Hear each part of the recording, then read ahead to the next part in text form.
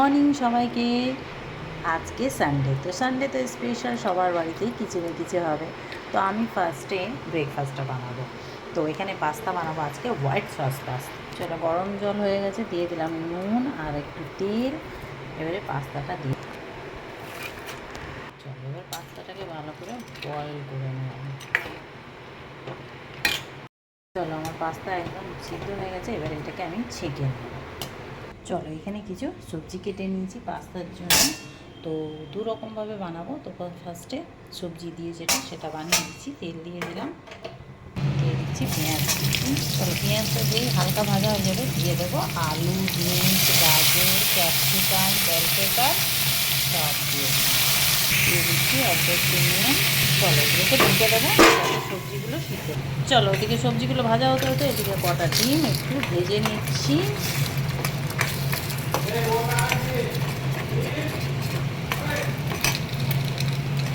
এটাকে ভালো করে ভেজে নিই।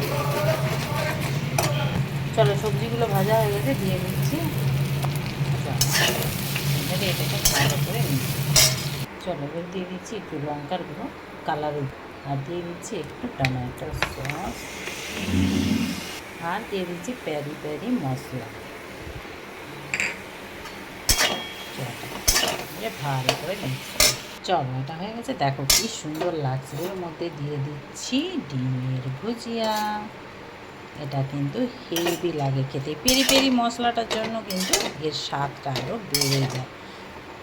এইভাবে তোমরা একবার পাস্তাটা বানিয়ে দেখো। তো চলো, এবারে বানাবো হোয়াইট পাস্তা সস। সেটা রেডি হয়ে গেল।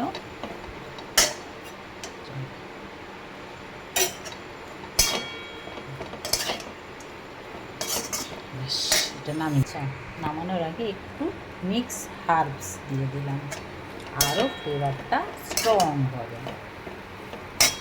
চলো, এবারে হোয়াইট পাস্তা সস বানাবো। দিয়ে দিচ্ছি বাটার। চলো, বাটারটা দিয়ে দিলাম, এইরকম দুটো দিলাম। এবারে এতে দিয়ে দেবো ময়দা। ময়দাটাকে ভালো করে ভেজে নেব, ফ্লেমটাকে কিন্তু একদম লো রাখতে হবে।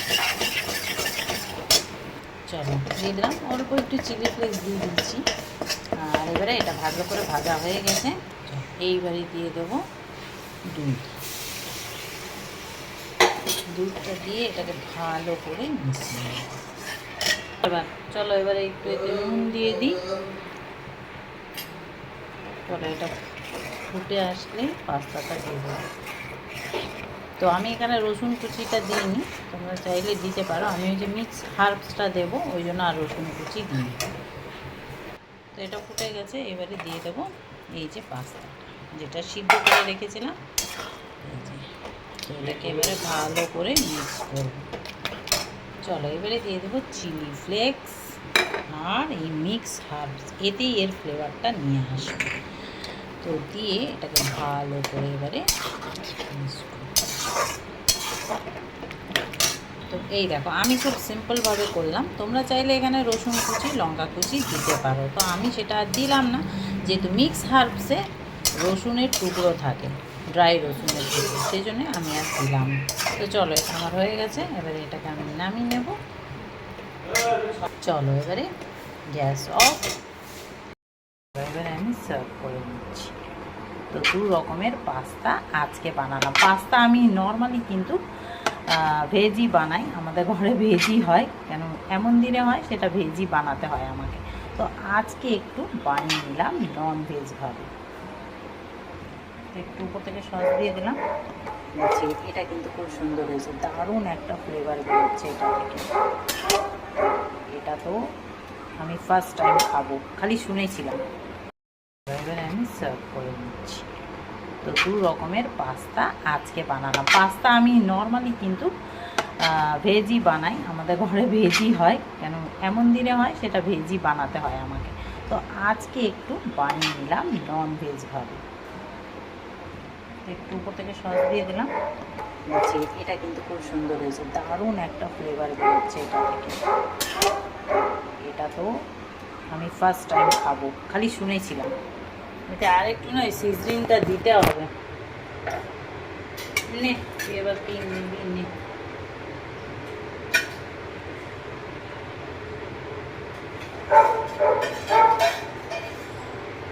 দেখো আমার পাস্তা রেডি, একদম সার্ভ করে নিয়েছি। ওপর থেকে আর একটু মিক্স হার্বস দিয়ে দিয়েছি, ডিম দিয়েছি। এবার যাক, তোমাদের কেমন লাগলো অবশ্যই কমেন্ট করে জানাবে। ভালো লাগলে কিন্তু লাইক শেয়ার করো, পেজটাকে ফলো করো, ইউটিউবটাকে সাবস্ক্রাইব করতে একদমই ভুলবে না। আর একবার হলেও ট্রাই করো। হোয়াইট পাস্তা আমি শুনেছিলাম হোয়াইট পাস্তা সস, কিন্তু আমি কোনো দিন খাইও নি, বানাইনি, ফার্স্ট টাইম বানালাম। তো সত্যি বলছি অসাধারণ হয়েছে, ট্রাই করে দেখতে পারো। তো চলো আজকের জন্য এই পর্যন্ত। কেমন লাগলো সানডে ব্রেকফাস্টটা অবশ্যই কমেন্ট করে জানবে। ভালো লাগলে লাইক শেয়ার করো, পেজটাকে ফলো করো।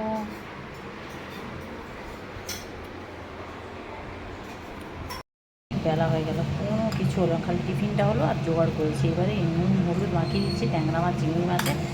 আর এবারে ফার্স্টে ট্যাংরা মাছটা করবো, তো একেবারে করে নিচ্ছি, কেটে কুটে ধুয়ে এক জায়গায় রেখে নিলাম। তো অত খেপে খেপে করতে আজকে বড্ড দেরি হয়ে গেছে। তো চলো, এটা হয়ে গেছে। এবার ট্যাংরা মাছটা ফার্স্টে করবো, একটু আলু আর বেগুন দিয়ে কালো জিরে করে দেবো।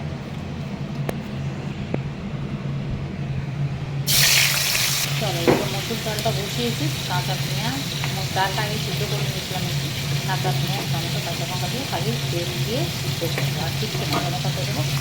আর মাছটা ঢুকিয়ে আবার চিংড়ি মাছের জন্য লাউ কাটতে হবে। চলো, মাছ ভাজা হয়ে গেছে, দিয়ে দিলাম কালো জিরে ফোড়ন, তেল দিয়ে দেবো আলু। এতে কুমড়ো দিতেও ভালো লাগে। একটু লাল করে ভেজে নিতে ভেজে নিতে তারপরে বেগুনটা দিয়ে কিচ্ছু মশলা দেবো। চলো, এদিকে ডালটাও হয়ে গেছে, সর্ষের তেল দিয়ে দেবো, ধনে পাতা দিয়ে দিয়েছি,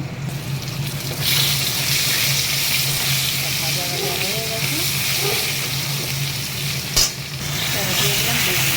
চলো, বেগুনটাও দিয়ে ভাজা ভাজা করে নিচ্ছি। এটা আর কোনো মশলা দেবো না, খালি কাঁচা লঙ্কা বাটা দিলে ভালো হতো, বাটার আর সময় পাইনি, তাই কাঁচা লঙ্কা গোটাই দিয়ে দিলাম। আর এবারে জল দিয়ে দেবো, আজকে আর টমেটো দিচ্ছি না, একটা পাতলা টাইপের ঝোল হবে।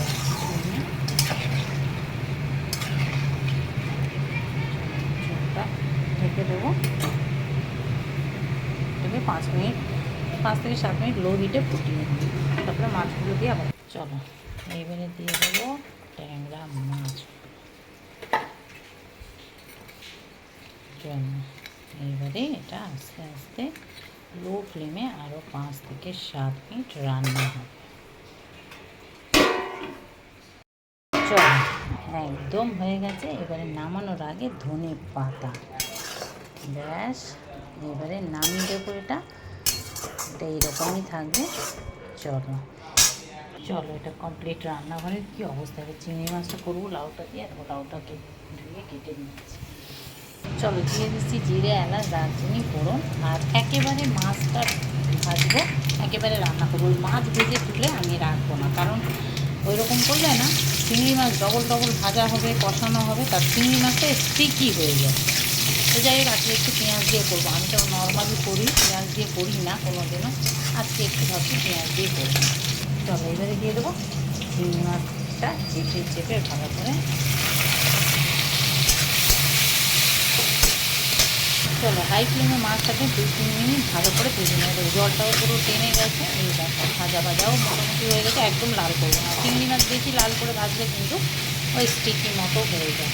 এবারে মশলাগুলো দিয়ে দেবো, হলুদ দিয়ে দিচ্ছি, হলুদ মাছে দেওয়া ছিল সেই দুধেই দিলাম অল্প একটু জিরে গুঁড়ো। আর আমি এখানে আদা ব্যবহার করবো না, আদাটা আমি ব্যবহার করি না যে কোনো মানে রান্নায়। খুব একটা আদার না একটা আলাদা স্মেল লাগে, সেই স্মেলটা না ওই মাছের গন্ধটাকে নষ্ট করে দেয় চিংড়ি মাছের। তো যাই হোক, একটু নেড়ে চেড়ে নিলাম, ফ্লেমটাকে এবার লো করে দিই। চলো, এবার দিয়ে দিচ্ছি তেজপাতা, ব্যাস। এবারে লাউটা দিয়ে এবারে নুন দেবো, নুনটা দিয়ে একটু নেড়ে চেড়ে এবারে ঢেকে দেবো। তো দেখবি ঢেকে হাই ফ্লেমে রেখে দেবো 5 মিনিট, জলটা বেরোবে এবারে। চলো, তো দেখো প্রচুর জল বেরিয়ে গেছে, লাউটা বেশ টাটকা ছিল তাই এত জল বেরিয়েছে। এইবারে ফ্লেমটাকে লো করে এটা আবার চাপা দিয়ে দেবো, 5 থেকে 7 মিনিট সিদ্ধও হয়ে যাবে, জলটাও টেনে যাবে। চলো, এবারে এটা এই দেখো এখনও জল রয়েছে, মানে কত টাটকা লাউ এটা, তাও 3 দিন হয়ে গেল ছিল ফ্রিজে। তো যাই হোক, এবারে এটা হাই ফ্লেমে করে এবারে ভালো করে ভাজা ভাজা করে নামাবো। আর এতে কিচ্ছু দেবো না, খালি নামানোর আগে একটু মিষ্টি দেবো। চলো এবারে এটা একটু মিষ্টি দিয়ে দিলাম, আর সেটা নেড়ে চেড়ে নামিয়ে দেবো। আমাদের লাউ ঘন্টটাও হয়ে গেল। চলো এবারে এটা নামিয়ে দেবো। চলো একদম এটাও রেডি। গরম মশলার গুঁড়ো আর আমি দিলাম না, আমাদের মানে খুব একটা রিচ আমি করি না এসব রান্না। তো চলো এটা হয়ে গেছে, এবারে নেক্সট রেসিপিতে যাই। হবে মটন কিমা রেসিপি। তো এটা রাতে রুটির সাথে খাওয়ার জন্য করব। এখানে পেঁয়াজ কুচি, আদা রসুন বাটা সব নিয়ে নিয়েছি, টমেটো, আর এটা ওইটাকে একদম ধুয়ে না ড্রাই করে নিয়েছি। কত জল বেরিয়েছে দেখো। এই যে এরকম একটা মানে যে ফুটো ফুটো বাটিগুলো হয় ওর মধ্যে দিয়ে রেখেছি। একদম ড্রাই থাকলে কিমাটা ভালো হয় রান্না। এই রেসিপিটা আমার মায়ের কাছ থেকে শেখা, মা এইভাবেই বানায়। এটা কিন্তু খেতেও দারুণ লাগে। এই দেখো পেঁয়াজ দিয়ে দিলাম। এই রেসিপিটা না জানো তো, তোমাদেরকে বলে দিই, এর একটা খুবই গুরুত্বপূর্ণ জিনিস। মানে এই রেসিপিটা কিমা যখন বড় বড় কোনো ওটি হয় না কারো, তখন এই কিমা এরকম ড্রাই করে অল্প তেল দিয়ে ভেজে খেলে না খুব তাড়াতাড়ি মানে সেলাইগুলো শুকিয়ে যায়। আমরা তাই করি। মানে আমার বাড়িতে আমার হাজব্যান্ডের যখন খুব শরীর খারাপ হয়েছিল তখন এই কিমা প্রচুর খাইয়েছিলাম ওকে, এরকম ড্রাই করে ভেজে। এটা বেশ রুটি দিয়েও ভালো লাগে। চলো এটাকে এবারে লাল করে একটু ভেজে নেবো, হালকা লাল লাল করে। চলো পেঁয়াজটা বেশ লাল করে ভাজা হয়ে গেছে, দিয়ে দিলাম রসুন, আদা, ফ্লেমটাকে লো করে দিই। এবারে দিয়ে দেবো বেসিক মশলাগুলো, হলুদ, একটু জিরে গুঁড়ো, একটু ধনিয়া গুঁড়ো, একটু লঙ্কার গুঁড়ো। এইবারে দিয়ে দেবো তেজপাতা। কিন্তু আজকে আমরা খাবো এইভাবে, ওই জন্য একটু বেশি মশলা দিয়ে করছি, নাহলে কিন্তু ওই রকম অসুস্থ মানুষদের জন্য করলে তখন কিন্তু একটু হালকা মশলা দিয়েই করতে হয়। সেইবারে ধুয়ে রাখা কিমাটা দিয়ে দিতাম। তো এটা এবারে ধুয়ে রাখা কিমাটা দিয়ে দিলাম, মশলাগুলো অ্যাড করে এইবারে এটাকে ভালো করে নাড়াবো। চলো এইবারে এটাকে ঢেকে দেবো লো ফ্লেমে। জল বেরোবে 5 মিনিটের জন্য, 5 থেকে 7 মিনিট। দেখো জল বেরিয়ে গেছে অনেকটা। এবারে এইভাবে এটাকে ভালো করে, জমে গেছে যেহেতু, এবারে ভেঙে নিতে হবে। ব্যাস এবারে এটা ঢেকে ঢেকে কষাতে হবে ভালো করে। যা জল বেরোনোর বেরিয়ে গেছে, এবারে এটাকে ঢেকে ঢেকে ভালো করে কষাবো যতক্ষণ না তেলটা ছেড়ে আসে। তো ঢেকে ঢেকে বেশ ভালো করে কষিয়ে নিলাম। তো দেখো দেখো তেল ছেড়ে এসছে। এইবারে দিয়ে দেবো একটু টমেটো, আর আমি দিচ্ছি একটু ফ্রোজেন মাটর। তোমরা চাইলে দিতে পারো, না দিয়েও কোনো ব্যাপার না। তোমরা চাইলে আলুও দিতে পারো, বাট আমি আলু দিয়ে করি, কিন্তু আজকে আর করছি না। আলু সবসময় দিয়ে করিও না, আলু দিলে না একটু জল চেপে হবে। মটরশুঁটিটা দিলাম, দেখতেও ভালো লাগে, খেতে কিন্তু হেভি লাগে। শীতকালে তো আরও বেশি ভালো লাগে এরকম কিমা রান্না করতে। তো আমি তো ফ্রোজেন মাটর তৈরি করেই রাখি। তো ব্যাস এবারে এটা দিয়ে ভালো করে এবারে কষিয়ে নেবো টমেটোটা দিয়ে। আর এটা দেখো কী সুন্দর একটা কালার এসছে। এখনও এটা ভালো করে কষা মানে ভাজবো আর কি টমেটোটা দিয়ে। চলো টমেটোগুলো খুব সুন্দর সফট হয়ে গেছে, ভাজা হয়ে গেছে। এটা এবারে দিয়ে দিলাম কাঁচা লঙ্কা, অল্প একটু জল দিচ্ছি, যেহেতু এটা ড্রাই করবো জাস্ট সিদ্ধ হওয়ার জন্য আমি দিয়ে দিলাম 1 কাপ মতো জল। চলো 5 থেকে 7 মিনিটের জন্য এবারে লো হিটে এটাকে রান্না হতে দেবো। এটা হয়ে গেছে। এই দেখো পুরো যা জল দিয়েছিলাম সিদ্ধ হয়ে গেছে। এইবারে একটু হাই ফ্লেমে ভেজে ভেজে নামিয়ে দেবো। একটু ধনে পাতা দিয়ে এটাকে ভেজে ভেজে নামিয়ে দেবো। ধনে পাতাটা মাস্ট, এটা দিতেই হবে, তবেই এর স্বাদটা বোঝা যাবে। চলো হয়ে গেল, এটাকে নামিয়ে নিচ্ছি। ব্যাস, তো একবার না এটা ট্রাই করে দেখো, দেখো কী সুন্দর লাগছে। সত্যি বলছি এত সুন্দর। এতে কিন্তু কোনো রকম গরম মশলা দেওয়া চলবে না, তাহলে এর ফ্লেভারটা পুরো নষ্ট হয়ে যাবে। আর এটা এইভাবেই খেতে হেভি লাগে, সে ভাত হোক আর রুটি। বেশিরভাগ কিন্তু রুটি আর পরোটার সাথে এটা যায়। যাক, তোমাদের কেমন লাগলো অবশ্য কমেন্ট করে জানাবে আজকের রেসিপিগুলো। তো কমেন্ট করে অবশ্য জানিও। চলো এবারে একটা প্লেটিং করে নিই রান্না, যা যা রান্না হয়েছে তো সব কিছু একটা প্লেটিং করে নেব। মোটামুটি রান্না বান্না কমপ্লিট, এবারে সাজিয়ে নেবো। আচ্ছা, শাকটা আমি আগে করে রেখেছিলাম, ঠিক আছে? এই সব রান্না তো তোমাদের সাথে আমি শেয়ার করেছি। আর চলো এবারে একটা প্লেটিং করে নিই। গরম গরম ভাত একদম। আচ্ছা, এটা না পালং শাক, জাস্ট খালি লঙ্কা দিয়ে ভেজেছি, আর কিচ্ছু না। এনেছে, ডিউটি গেছিলো যেখানে, সেখান থেকে নিয়ে এসছে। যাই হোক, এটা দিয়ে দিলাম। এইবারে লাউ চিংড়ির পালা,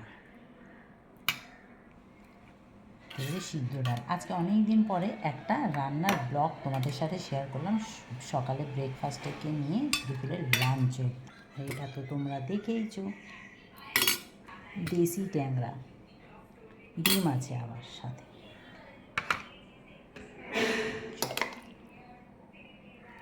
এটা তো রুটি দিয়েই খাওয়া হবে রাতে। এখন যেহেতু রান্না হয়েছে, তো সবই তো একটা প্লেটিং করতে হবে, তাই করে। যাক, তোমাদের কেমন লাগলো অবশ্য কমেন্ট করে জানিও। আজকের এই রান্নার ব্লগটা সকালে ব্রেকফাস্ট থেকে নিয়ে দুপুরের লাঞ্চ অবধি। তো কমেন্ট করে অবশ্য জানিও। ভালো লাগলে লাইক শেয়ার করো, পেজটাকে ফলো করো, ইউটিউবটাকে সাবস্ক্রাইব করবো। রেসিপিগুলো কেমন লেগেছে অবশ্যই কমেন্ট করবে। তো চলো আজকের জন্য টাটা।